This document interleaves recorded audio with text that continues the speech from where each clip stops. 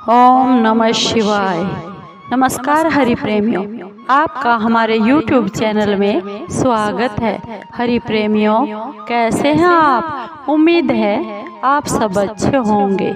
आइए आज का प्रसंग शुरू करते हैं। आज का प्रसंग है सती का प्रसन्न और भगवान श्री विष्णु द्वारा ज्ञान और नवधा भक्ति के स्वरूप का बताना। हरि प्रेमियों, उससे पहले अगर आप हमारे चैनल पर नए हैं तो प्लीज चैनल को सब्सक्राइब जरूर कर लीजिए और बेल आइकॉन को जरूर दबा लीजिए ताकि आप तक हमारे सारे नोटिफिकेशन पहुंचते रहे। हरि प्रेमियों, आपका एक भी सब्सक्राइब हमारे लिए बेहद मायने रखता है। आइए आज का ये भगवान शिव के उत्तर और माँ पार्वती के प्रसंग शुरू करते हैं। कैलाश तथा हिमालय पर्वत पर श्री शिव और सती के विविध विहारों का विस्तार पूर्वक वर्णन करने के बाद भगवान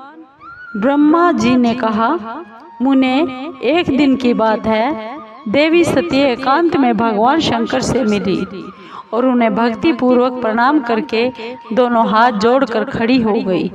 प्रभु शंकर को पूर्ण प्रसन्न जानकर नमस्कार करके विनीत भाव से खड़ी हुई दक्ष कुमारी सती भक्ति भाव से अंजलि बांधे बोली। सती ने कहा, हे देव, हे महादेव, करुणा के सागर प्रभु, दीनों उद्धार परायण महायोगिन, मुझ पर कृपा कीजिए। आप परम पुरुष हैं, सबके स्वामी हैं, रजोगुण, सतोगुण और तमोगुण से परे हैं, निर्गुण भी हैं, सगुण भी हैं, सबके साक्षी, निर्विकार और महाप्रभु है। हर हर मैं धन्य हूँ जो आपकी कामिनी और आपके साथ सुंदर विहार करने वाली आपकी प्रिया हुई। स्वामी, आप अपनी भक्त वत्सलता से ही प्रेरित होकर मेरे पति हुए। हे नाथ, मैंने बहुत वर्षों तक आपके साथ विहार किया है। हे महेशान, इससे मैं बहुत संतुष्ट हूँ और अब मेरा मन उधर से हट गया है। देवेश्वर हर, अब तो मैं उस परम तत्व का ज्ञान प्राप्त करना चाहती हूँ जो निरतिशय सुख प्रदान करने वाला है तथा जिसके द्वारा जीव संसार दुख से उद्धार पा सकता है। हे नाथ, जिस कर्म का वो अनुष्ठान करके विषयी जीव भी परम पद को प्राप्त कर लेते हैं और संसार बंधन में ना बंधे, उसे आप मुझे बताइए, मुझ पर कृपा कीजिए।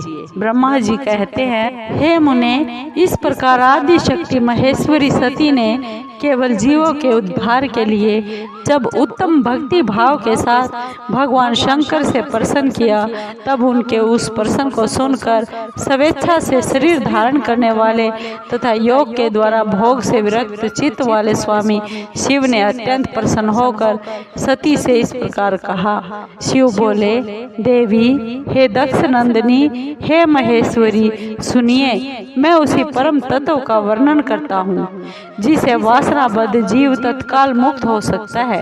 हे परमेश्वरी, तुम विज्ञान को परम तत्व जानो। विज्ञान वह है जिसके उदय होने पर मैं ब्रह्म हूँ, ऐसा दृढ़ निश्चय हो जाता है। ब्रह्म के सिवा दूसरी किसी वस्तु का स्मरण नहीं रहता और उस विज्ञानी पुरुष की बुद्धि सर्वथा शुद्ध हो जाती है।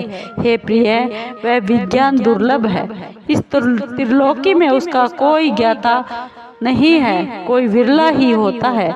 वह जो और भी जैसा होता है, सदा मेरा स्वरूप ही होता है, साक्षात परात्पर ब्रह्म है। उस विज्ञान की माता मेरी भक्ति, जो भोग और मोक्ष रूप फल प्रदान करने वाली है, वह मेरी कृपा से सुलभ होती है। भक्ति 9 प्रकार की बताई गई है। सती, भक्ति और ज्ञान में कोई भेद नहीं है। भक्त और ज्ञानी दोनों को ही सदा सुख प्राप्त होता है। जो भक्ति का विरोधी है, उसे ज्ञान की प्राप्ति कभी नहीं होती। देवी, मैं सदा भक्त के अधीन रहता हूँ और भक्ति के प्रभाव से जातिहीन नीच मनुष्यों के घर में भी चला जाता हूँ, इसमें कोई संदेह नहीं है। सती, वह भक्ति 2 प्रकार की है। सगुणा और निर्गुणा। शास्त्र विधि से प्रेरित और स्वभावाई हृदय के सहज अनुराग से प्रेरित भक्ति होती है वह श्रेष्ठ है, तथा इससे भिन्न जो कामना मूलक भक्ति होती है वह निम्न कोटि की मानी गई है। पूर्वोक्त सगुणा और निर्गुणा ये दोनों प्रकार की भक्तियाँ नैष्ठिकी और अनैष्ठिकी के भेद से दो भेद वाली हो जाती है। नैष्ठिकी भक्ति 6 प्रकार की जाननी चाहिए और अनैष्ठिकी एक ही प्रकार की कही गई है। विद्वान पुरुष विहित और अविहिता आदि भेद से उसे अनेक प्रकार की मानते हैं। इन द्विविध भक्तियों के बहुत से भेद पर भेद होने के कारण इनके तत्व का अन्यत्र वर्णन किया गया है। हे प्रिय, मुनियों ने सगुणा और निर्गुणा दोनों भक्तियों के 9 अंग बताए हैं। हे दक्ष नंदिनी, मैं उन 9 अंगों का वर्णन करता हूँ, तुम प्रेम से सुनो। देवी, श्रवण कीर्तन स्मरण सेवन दास्य अर्चन सदा मेरा वंदन संख्य और आत्म समर्पण ये विद्वानों ने भक्ति के 9 गुण माने हैं। शिवे, भक्ति के उपांग भी बहुत से बताए गए हैं। देवी, अब तुम मन लगाकर मेरी भक्ति के पूर्वक 9 अंगों के पृथक पृथक लक्षण सुनो। वे लक्षण भोग तथा मोक्ष प्रदान करने वाले हैं। जो स्थिर आसन से बैठकर तन मन आदि से मेरी कथा कीर्तन आदि का नित्य सम्मान करता हुआ प्रसन्नता पूर्वक अपने श्रवण पुटों से उसके अमृतोपम रस का पान करता है, उसके इस साधन को श्रवण कहते हैं। जो हृदय आकाश के द्वारा मेरे दिव्य जन्म कर्मों का चिंतन करता हुआ प्रेम से वाणी द्वारा उनका उच्च स्वर से उच्चारण करता है, उसके उस भजन साधन को कीर्तन कहते हैं। देवी, मुझ नित्य महेश्वर को सदा और सर्वत्र व्यापक जानकर जो संसार में निरंतर निर्भय रहता है, उसी को स्मरण कहा गया है। अरुणों उदय से लेकर हर समय सेव्य की अनुकूलता का ध्यान रखते हुए हृदय और इंद्रियों से जो निरंतर सेवा की जाती है वही सेवन नामक भक्ति है। अपने को प्रभु का किंकर समझकर हृदय अमृत के भोग से स्वामी का सदा प्रिय संपादन करना दास्य कहा गया है। अपने धन वैभव के अनुसार शास्त्रीय विधि से मुझ परमात्मा को सदा पाद्य आदि 16 उपचारों का जो समर्पण करना है उसे अर्चन कहते हैं। मन में ध्यान और वाणी से वंदनात्मक मंत्रों के उच्चारण पूर्वक 8 अंगों से भूतल का स्पर्श करते हुए जो इष्ट देव को नमस्कार किया जाता है उसे वंदन कहते हैं। ईश्वर मंगल या मंगल जो कुछ भी करता है वह सब मेरे मंगल के लिए ही है, ऐसा दृढ़ विश्वास रखना सख्य भक्ति का लक्षण है। देह आदि से जो कुछ भी अपनी कही जाने वाली वस्तु है वह सब भगवान की प्रसन्नता के लिए उन्हीं को समर्पित करके अपने निर्वाह के लिए भी कुछ बचा कर न रखना अथवा निर्वाह की चिंता से भी रहित हो जाना आत्मसमर्पण कहलाता है। ये मेरी भक्ति के 9 अंग हैं जो भोग और मोक्ष प्रदान करने वाले हैं। इनसे ज्ञान का प्राकट्य होता है तथा ये सब साधन मुझे अत्यंत प्रिय है। मेरी भक्ति के बहुत से उपांग भी कहे गए हैं, जैसे बिल्व आदि का सेवन। इनको विचार से समझ लेना चाहिए। हे प्रिय, इस प्रकार मेरी सांगोपांग भक्ति सबसे उत्तम है। यह ज्ञान वैराग्य की जननी है और मुक्ति इसकी दासी है। यह सदा सब साधनों से ऊपर विराजमान है। इसके द्वारा संपूर्ण कर्मों के फल की प्राप्ति होती है। यह भक्ति मुझे सदा तुम्हारे समान ही प्रिय है। जिसके चित्त में नित्य निरंतर यह भक्ति निवास करती है वह साधक मुझे अत्यंत प्यारा है। हे देवेश्वरी, तीनों लोकों और चारों युगों में भक्ति के समान कोई दूसरा सुखदायक मार्ग नहीं है। कलयुग में तो यह विशेष सुखद एवं सुविधाजनक है। देवी, कलयुग में प्राय ज्ञान और वैराग्य के कोई ग्राहक नहीं है, इसलिए वे दोनों वृद्ध उत्साह शून्य और जर्जर हो गए हैं। परंतु भक्ति कलयुग में तथा अन्य सब युगों में भी प्रत्यक्ष फल देने वाली है। भक्ति के प्रभाव से मैं सदा उसके वश में रहता हूँ, इसमें कोई संशय नहीं है।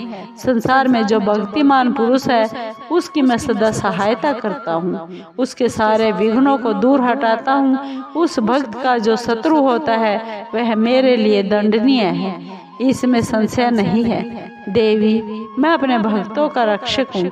भक्त की रक्षा के लिए ही मैंने कुपित हो अपने नेत्र जनित अग्नि से काल को विदग्ध कर डाला था।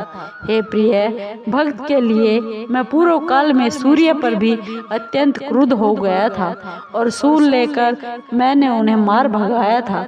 देवी, भक्त के लिए मैंने सैन्य सहित रावण को भी क्रोध पूर्वक त्याग दिया था और उसके प्रति कोई पक्षपात नहीं किया। देवी, हे देवेश्वरी सती, बहुत कहने से क्या लाभ है। मैं सदा ही भक्त के अधीन रहता हूँ और भक्ति करने वाले पुरुष के अत्यंत वश में हो जाता हूँ। ब्रह्मा जी कहते हैं, नारद इस प्रकार भक्त का महत्व सुनकर दक्ष कन्या सती को बहुत आनंद हुआ। उन्होंने अत्यंत प्रसन्नता पूर्वक भगवान शिव को मन ही मन प्रणाम किया। मुने सती देवी ने पुनः भक्ति कांड विषयक शास्त्र के विषय में भक्ति पूर्वक पूछा। उन्होंने जिज्ञासा की कि जो लोक में सुखदायक और जीवों के उद्धार साधनों का प्रतिपादक है वह शास्त्र कौन सा है। उन्होंने यंत्र मंत्र शास्त्र, उसके महात्म्य और अन्य जीवों उद्धारक धर्ममय साधनों के विषय में विशेष रूप से जानने की इच्छा प्रकट की। सती के इस प्रश्न को सुनकर भगवान शंकर जी के मन में बड़ी प्रसन्नता हुई।